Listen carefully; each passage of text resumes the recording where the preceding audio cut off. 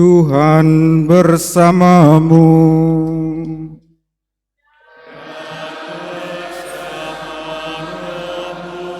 Inilah Injil suci menurut Lukas.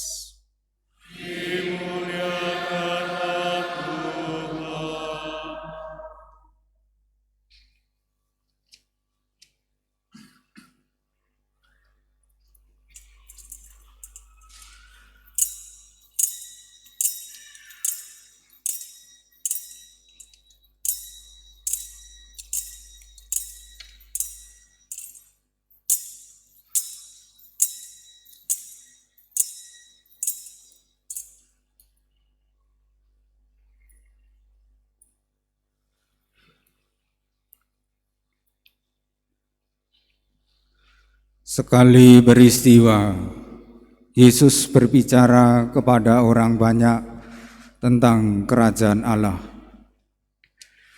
Ia menyembuhkan orang-orang yang memerlukan penyembuhan. Pada waktu hari mulai malam, datanglah ke-12 murid kepada Yesus dan berkata, "Suruhlah orang banyak itu pergi, supaya mereka pergi ke desa-desa dan kampung-kampung sekitar sini untuk mencari tempat penginapan dan makanan. Karena di sini kita berada di tempat yang terpencil." Tetapi Yesus berkata kepada mereka, "Kamu harus memberi mereka makan."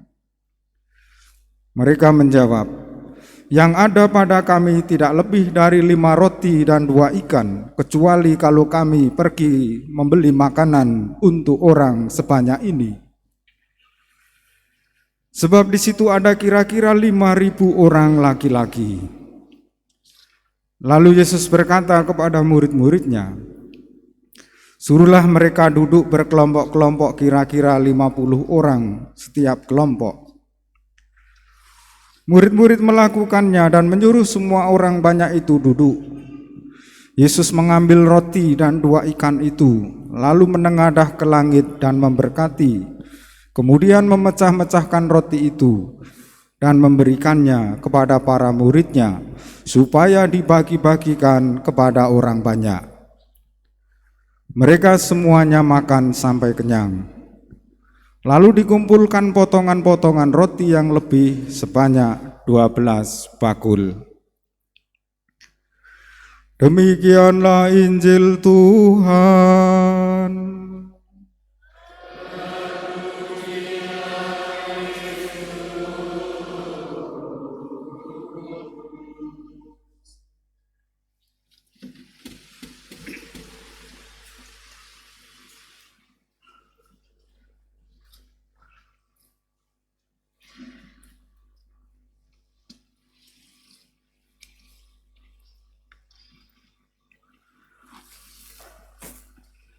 Bapak, Ibu, saudara-saudari, dan anak-anak yang terkasih. Kalau Bapak Ibu mendampingi anak-anak komuni pertama, ternyata mereka sudah remaja. Sekarang dimulai dari Bapak, dibisikkan di telinga anak. Ngomongnya begini, "Menjadi anak baik seperti Papa." Bisikkan di telinganya.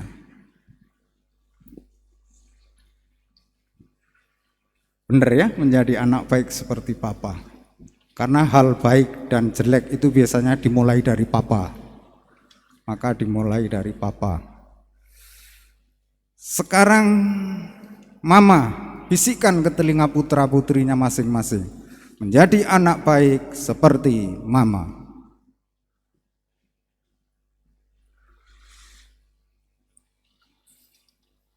Serius ini kayaknya. Kalau masalah Bapak Ibu tidak baik, bukan urusan saya.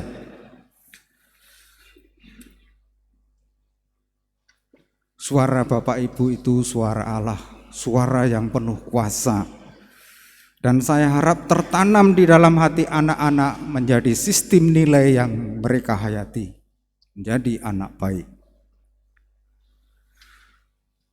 Mereka sudah remaja. Kenapa mereka tumbuh secara fisik menjadi remaja? Karena bapak ibu setiap hari memberi mereka makan. Hanya persoalannya anak di kota ini setelah makan, makanan itu kan memberikan tenaga. Anak-anak sekarang karena pandemi juga banyak dikurung di rumah, lalu kegemukan. Kalau makanan itu memberikan tenaga, tenaga itu harus dikeluarkan dalam bentuk aktivitas, entah yang menguras pikiran ataupun fisik. Nanti kalau kegemukan dibawa ke laboratorium, loh gula darahnya kok tinggi, masih kecil kok kolesterolnya membahayakan, bapak ibu akan merasa bersalah. Kita bersyukur bahwa anak-anak ini menerima komuni pertama. Kalau makanan yang diberikan bapak ibu kepada keluarga, teristimewa kepada anak-anak, memberikan tenaga, Yesus Kristus memberikan makanan kepada kita, selain memberikan tenaga juga memberikan kuasa. Ada kuasa dalam Ekaristi Maha Suci. Lukas menghubungkan peristiwa Yesus memberi makan 5.000 orang dengan perutusan tentang kerajaan Allah. Teristimewa menyembuhkan orang yang sakit. Bekalnya adalah tenaga dan kuasa dari Yesus sendiri, bukan keterampilan atau penampilan mereka. Lukas dalam Injil hari ini mengisahkan bahwa mereka sudah berhasil menyembuhkan banyak orang. Mereka diajak untuk menepi ke daerah Betsaida. Betsaida itu kota maju, pinggir Danau Galilea, pusat bisnis perikanan. Kalau kita ya mungkin di Teluk, tetapi Yesus mengumpulkan para murid di gudang lelang. Nah, di gudang lelang sana, kumpul kita, kumpul.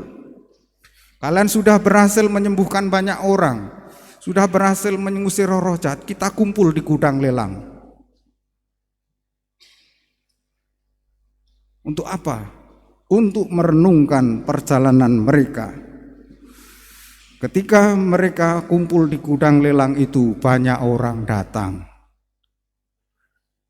Dan mereka hanya berbekal 5 roti 2 ikan. Kalau 2 ikan, ikannya itu 1 ekor ikan 1 ton. Ya Yesus gampang sekali membuat mujizat. Tinggal dipecah kecil-kecil, lalu dibagi-bagikan. Kalaupun ikannya kecil itu luar biasa.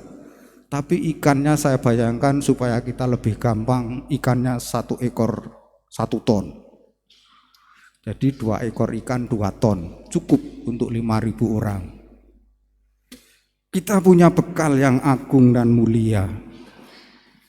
Makanan Ekaristi Maha Suci. Lalu dengan menghubungkan peristiwa Yesus memberi makan 5.000 orang itu adalah juga mewartakan kenyataan kerajaan Allah dan kesembuhan utuh dalam diri Yesus yang bangkit, yang kini harus dikabarkan kepada banyak orang. Orang yang banyak itu makan sampai kenyang. 12 bakul penuh dengan potongan-potongan yang masih tersisa. 12 bakul artinya menandakan kegembiraan, kelimpahan, kepuasan, sisa hidup, sisa makanan bagi siapa saja yang akan dijumpai ke-12 murid nanti.